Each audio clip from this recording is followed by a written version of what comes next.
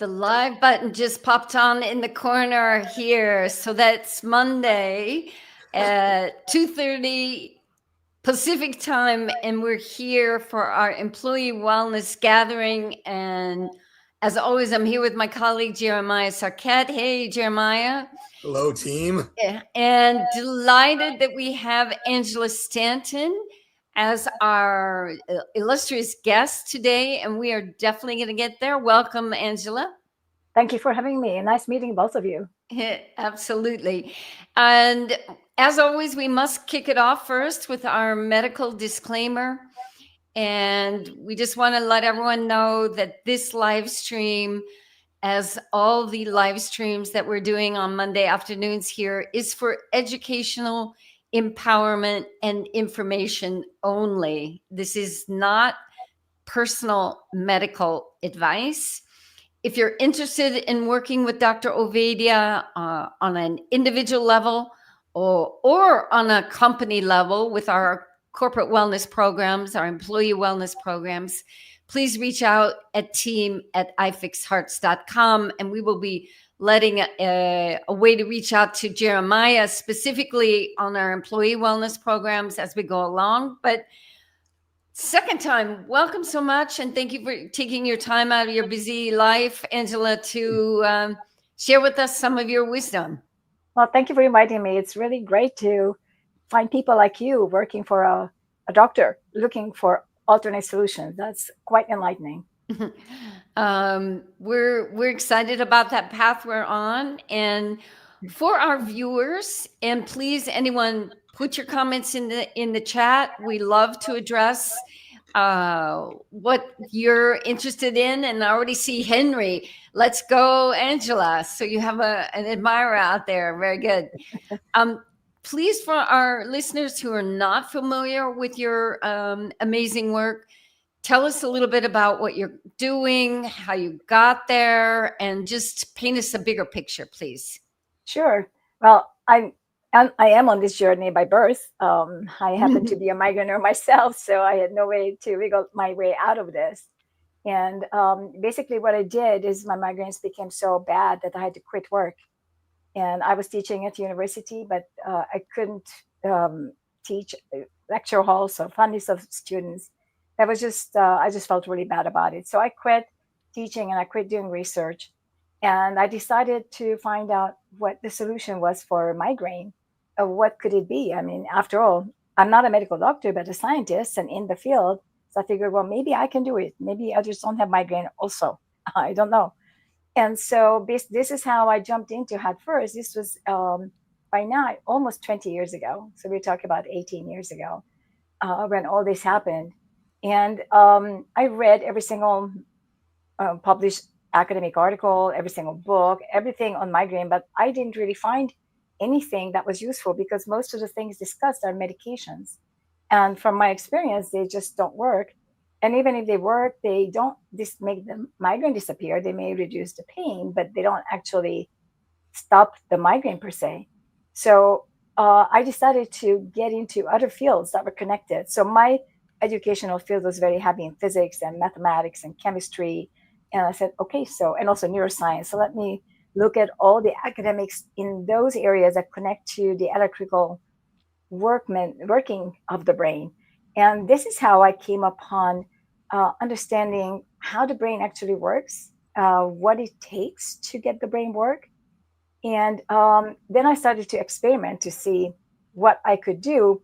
And one of the very last things I tried, actually it was the last thing because that started working, I didn't have to experiment more, was to take salt.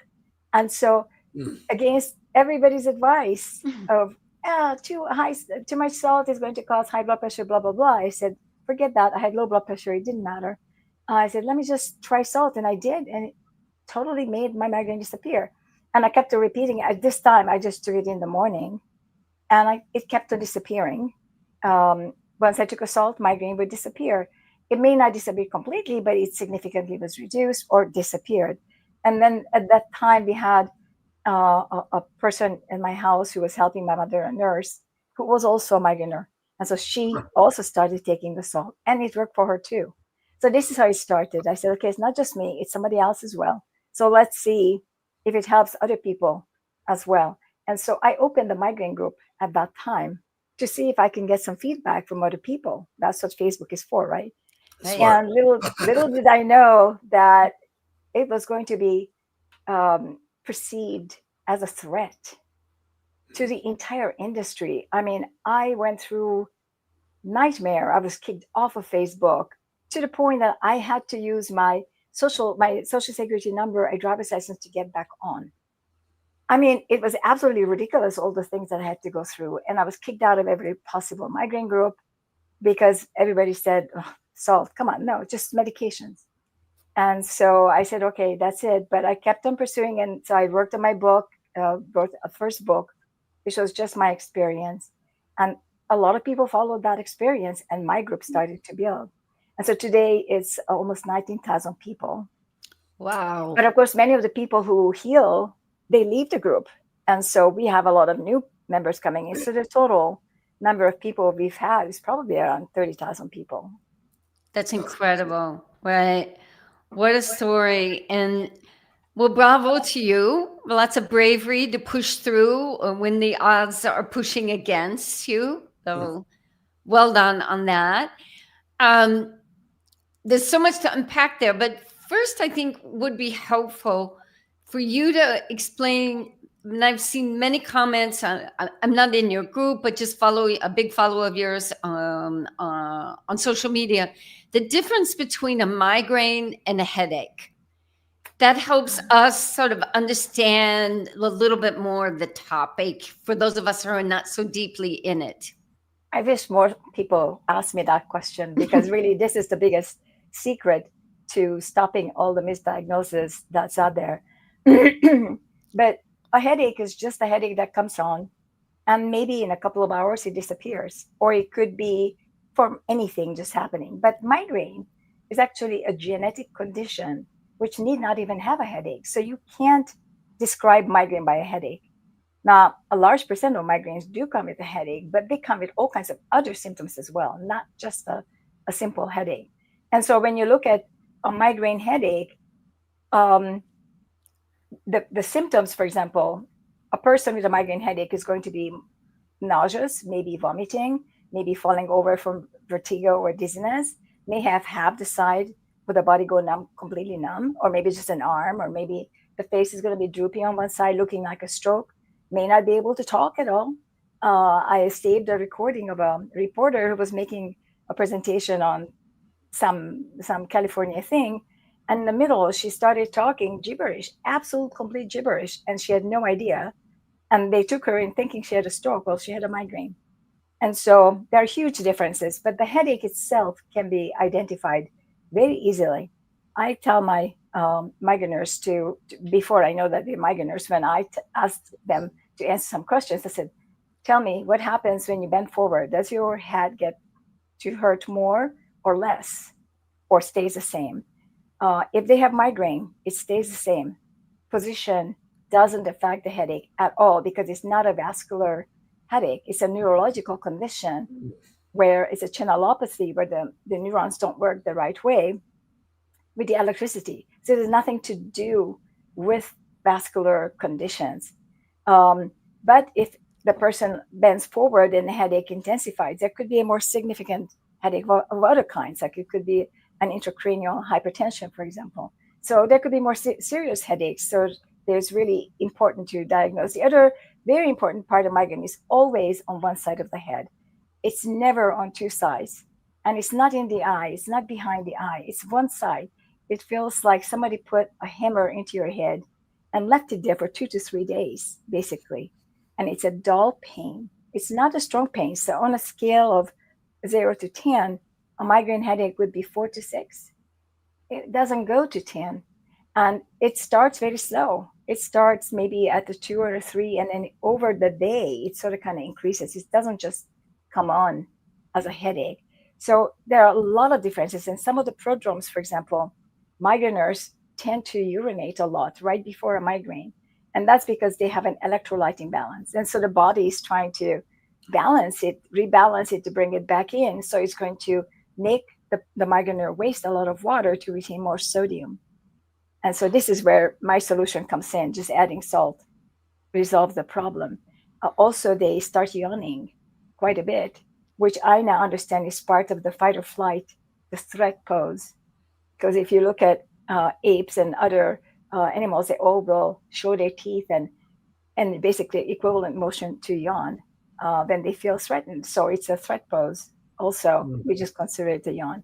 And it goes on and on and on and on right before a migraine. So there are some symptoms, and of course, there's the aura, which not every migrainer gets an aura, but those who get the aura, um, they may or may not end up with a migraine headache per se. So there are some differences between them, but the actual condition for migraine is without exception. The cause is always the same. It's always an electrolyte imbalance, and it's always genetic. So you can't just simply have a migraine for 2 weeks and then not have it again for life. Unfortunately, it doesn't work that way. Uh, Fascinating, and I think it's such an important say component of really trying to support people, because if you don't know this difference between the two, Exactly. your let's say support tools for helping them are going to be misled. Exactly. And what surprises me, how many people get disappointed when you tell them that what they have is not a migraine. It's almost as if it were a badge of honor. But it isn't. I mean, there could be that they have something completely much more serious than a migraine, and they have been misdiagnosed, and that's a bad thing. But maybe they could be diagnosed the right way if they went back to the doctor and give the other elements that I helped them with. So I'm trying to help them. Some, unfortunately, get literally just pissed and leave. But that's okay. I mean, I Yeah, can only do so much. that's right. We can only help those who want to be helped, right? I see Exactly. Jeremiah is chomping at the bit to ask a question. Sure. Krisna, we've done too many of these. You know me too well, my friend. My goodness. Angela, that is very fascinating. Intrigued by the mind and gut connection. And I want you to talk a little bit about that. So I'm giving you like a two-pronged one. So come to that one later, but go back to your protocol and the salt. Is that the entire protocol, or can you explain that a little bit more, like the Stanton protocol? Sure. Fascinating. Absolutely. Yeah, sure. Basically, most of the protocol is the salt.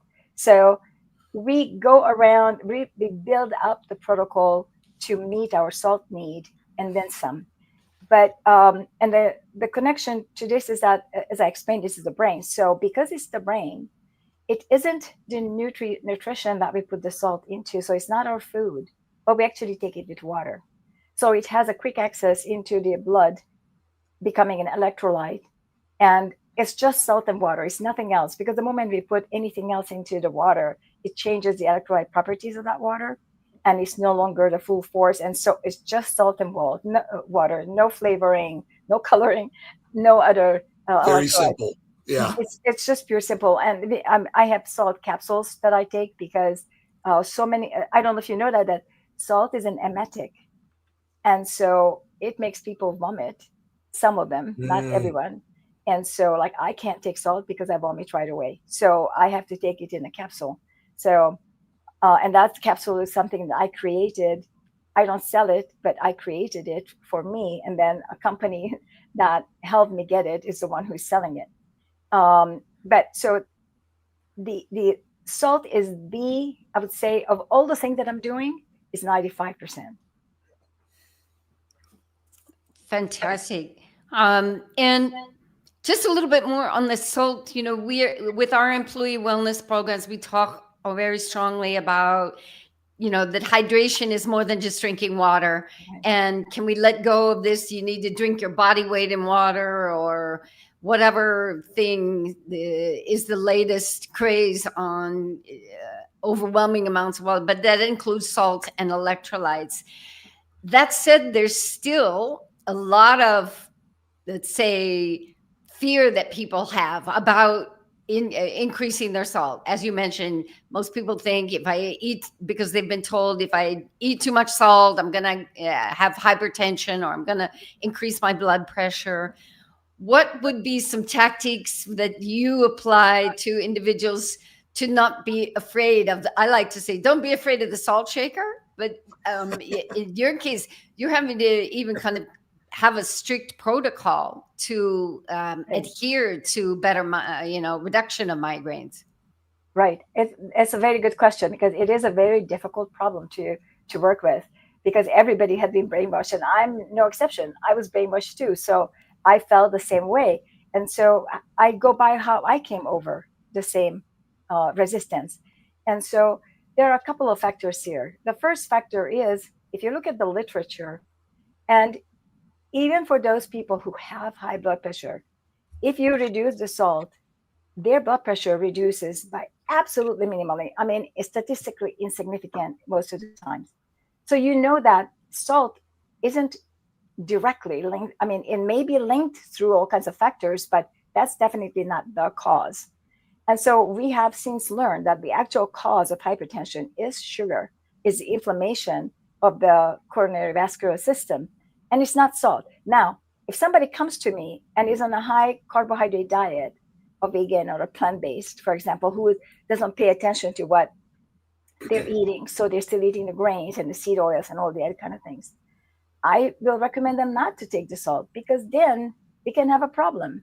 Mm-hmm. Because what salt does, it increases blood volume. It doesn't increase blood pressure per se, but the blood volume increase will increase the pressure, right? So if you're looking at it that way, then yes, there could be an indirect effect of taking the salt if you have an unhealthy vascular system, which can't expand by vasodilation or vasoconstriction. If it can't change, our blood vessels are muscles, and they should be able to move just like you move your arm, right? And so if they can't, then you are in trouble, and then you will end up with a high blood pressure. But that had nothing to do with salt. That's right. Now, if you're still eating in a bad way, then I recommend that, okay, go back home. I don't want you to be on my protocol, because if you can't change your diet, I don't want you to be on my protocol. I really don't. So I have some vegans come every now and then, and they want to join the protocol. I say, I'm sorry, you can't. Vegetarian, you can, because I can work with them, and I can address it with eating just eggs and dairy and fish, maybe, if they're willing. But vegan, absolutely not. Yeah. Great points. And actually it leads in, we have a question coming. I was going to say that goes back. Yes. Well done. Yes. Great question here. From Stacy. And she'd like to know, what role, if any, does insulin resistance play in migraines? Very good question, Stacy. And a very large role, actually. Not necessarily because of the insulin in terms of insulin resistance, but because of the inflammation that is in the vascular system. And one more thing, which is very complicated, and I don't know how deeply you'd want to go into it, but when we eat any kind of carbohydrates, the glucose from the carbohydrate will have to be moved from our blood to the cells, right? And when that happens, there could be two ways to take the glucose out of the blood. One way would be insulin that everybody is familiar with, but the other, and the most common way, actually, is by sodium channels. It's a salt movement that removes glucose from the blood and moves it into the cells.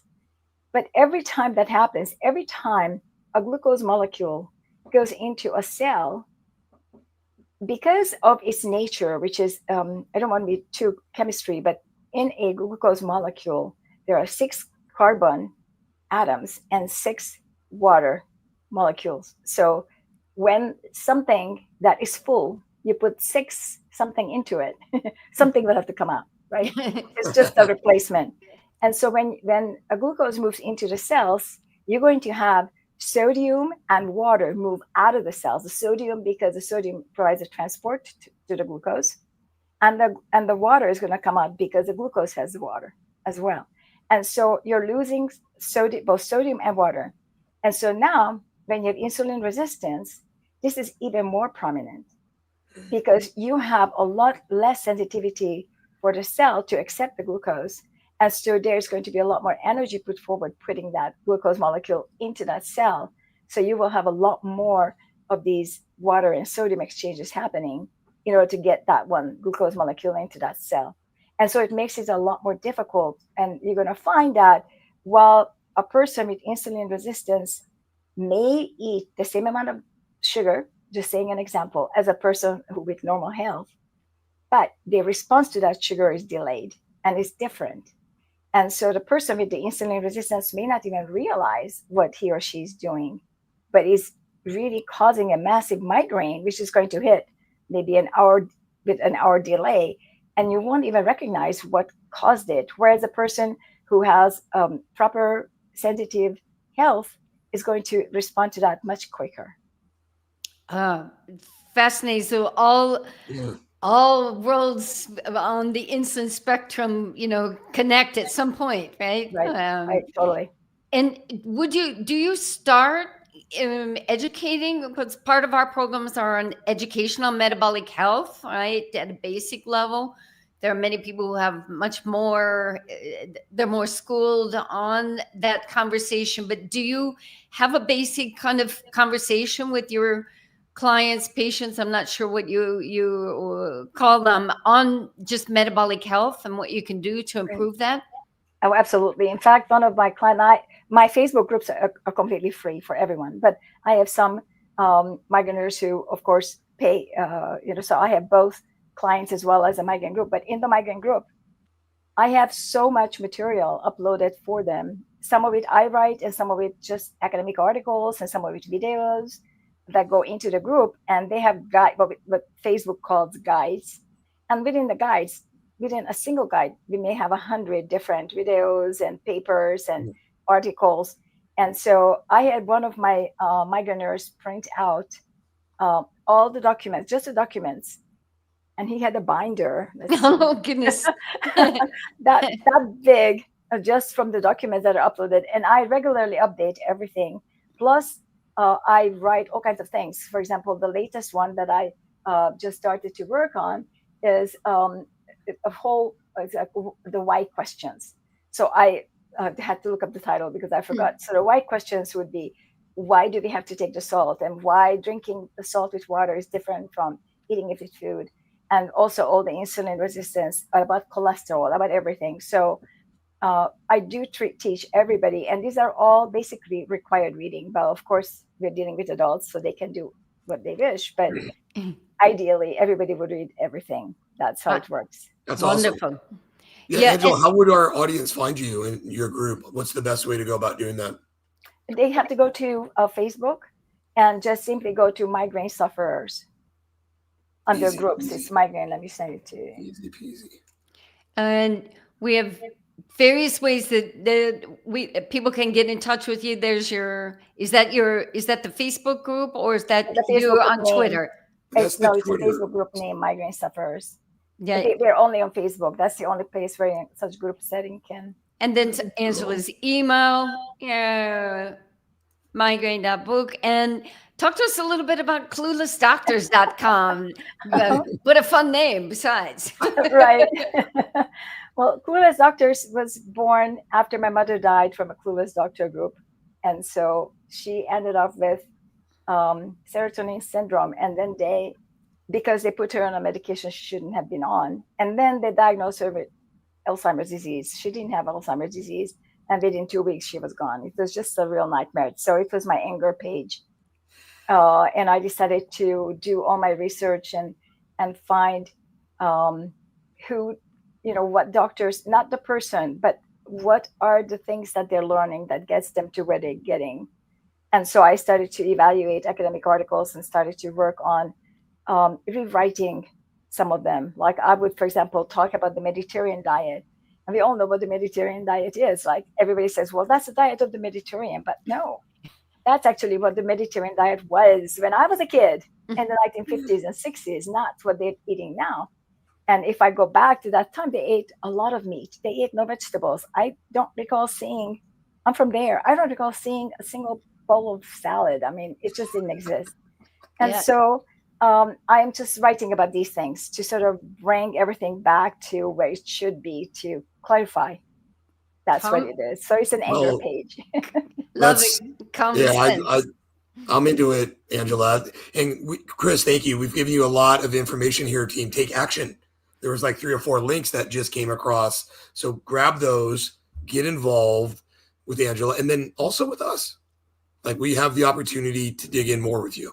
We can talk employee wellness. We have our white papers. Chris has been amazing at producing those.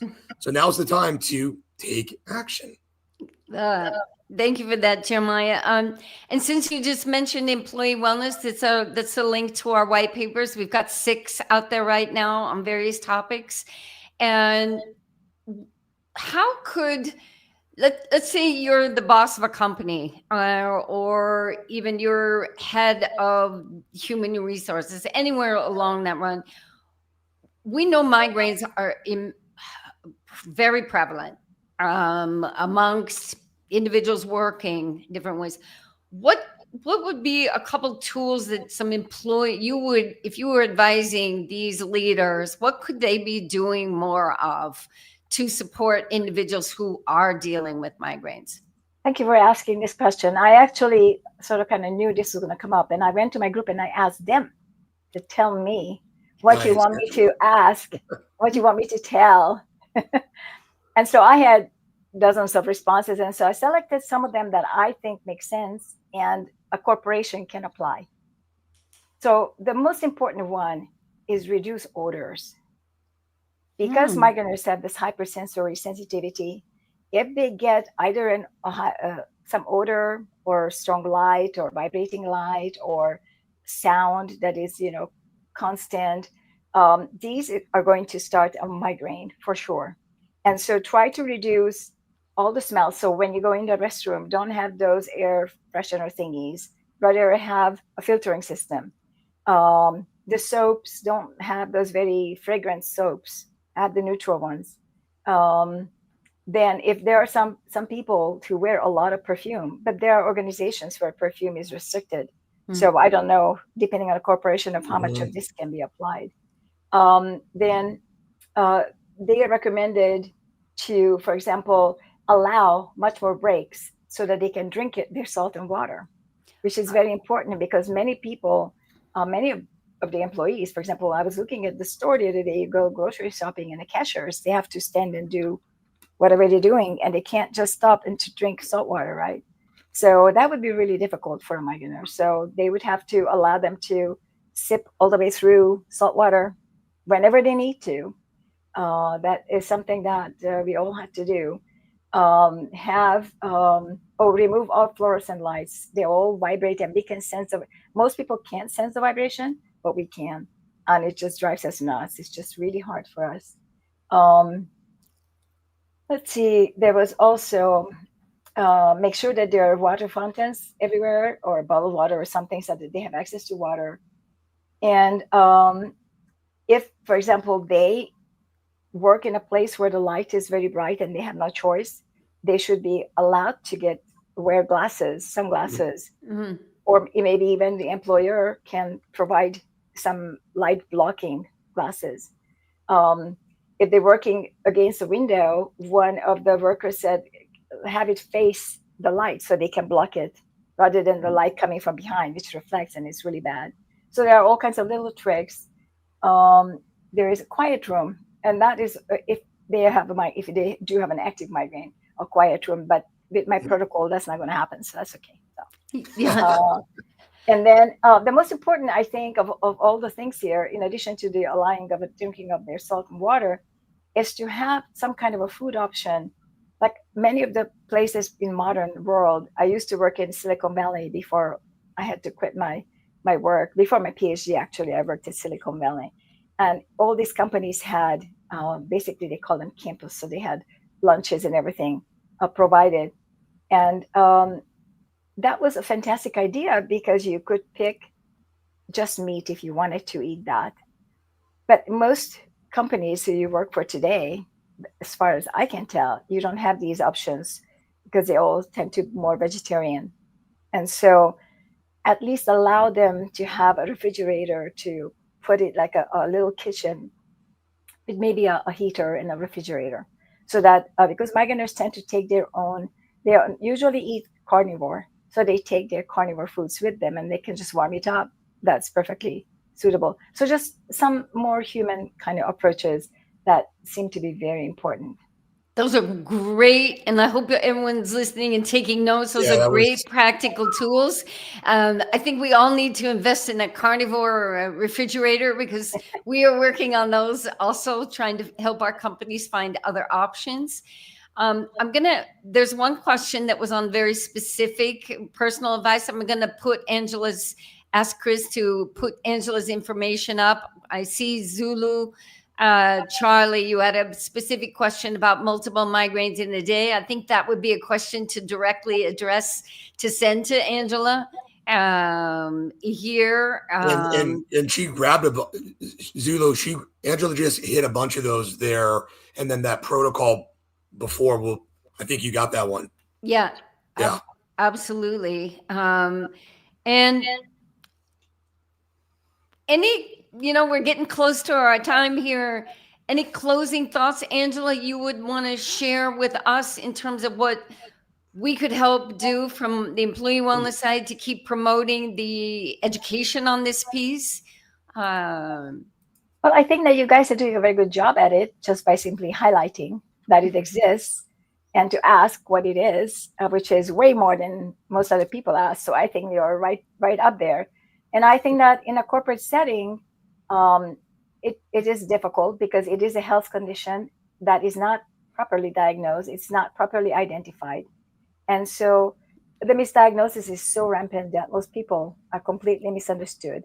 And so the only thing that I can say is that if a corporation is ahead of the game and at least gives the opportunity for like not having their lights, not having their fragrance, etc., that will be helpful. And in a corporate setting, if the corporation wishes to send their migraineurs to the migraine group, that would be great. I know I work with a lot of doctors. I'm not working with corporations yet, but it would be great. I help doctors evaluate their patients, several doctors I work with, who are not sure that if a particular person has a migraine or some other kind of headache type, then they will send that person to me. And I am working with them to identify. And then I just report back to the doctor. I don't take care of them. I just report back of what I think.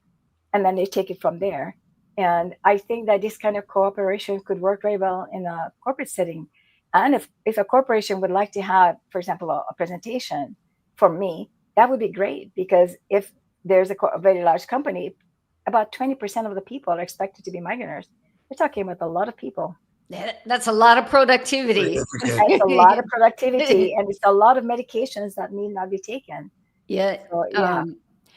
Well, I feel like we've just scratched the bare surface here. Well, let's grab one more question. I see one more, Krisna. Sure, we've been so good at grabbing all of the questions on this session. Chrissy says, how do I address edema related to migraine? Angela, what would you say to that? Or edema. Okay. Yeah. The edema comes from the imbalance, the electrolyte imbalance. And so in order for you to address the edema itself shows you that you're completely out of electrolyte balance. And it means that when the glucose enters the cells, remember what I said earlier is that as the glucose enters the cell, sodium and water leave the cell. And that sodium and that water is not going into your blood, it's going into edema space. So that caused the edema itself. So there are two ways to address the edema depending upon where it is at and what it looks like. And one would be just to take salt with no water at all, because sodium attracts water. So it's going to pull it back into your blood vessels and then you can eliminate it. And sometimes that doesn't work depending upon where the edema is in the body. Then you have to take potassium, which causes a vasodilation. And I don't mean potassium by supplement. I mean eat potassium. We don't supplement potassium ever because that can be very dangerous. So we recommend that you eat a potassium food. And in carnivore terms, that would be fish or steak. Oh, wow. How about that? You're making me hungry now, Angela. That's right. So if you want to reach out and find out more about our employee wellness programs, please do that. Book a call with Jeremiah, find out the details. And if you want to dig deeper into the migraine protocol, Angela Stanton's incredible work, reach out directly. Join our Facebook group. Chrissy says thank you, all in capital letters. Yeah. And great session. Wonderful session. Thank you so much for sharing your wisdom with us. We'll be here next week talking about pre-diabetes with one of our metabolic health coaches, registered dietitian Jen Cleveland, who works with specifically a younger population, but has a lot of good insights on pre-diabetes. It's not something to take lightly, but this was fascinating. I feel like I'm much more schooled on the topic, and we just began. We were back in school, Krisna. That was well done, Angela. Yeah. Hey. Thank you for inviting me. It was a pleasure. Thank you, team. Okay. We'll see you next week. See you next week. Thank you, Angela. Thank you.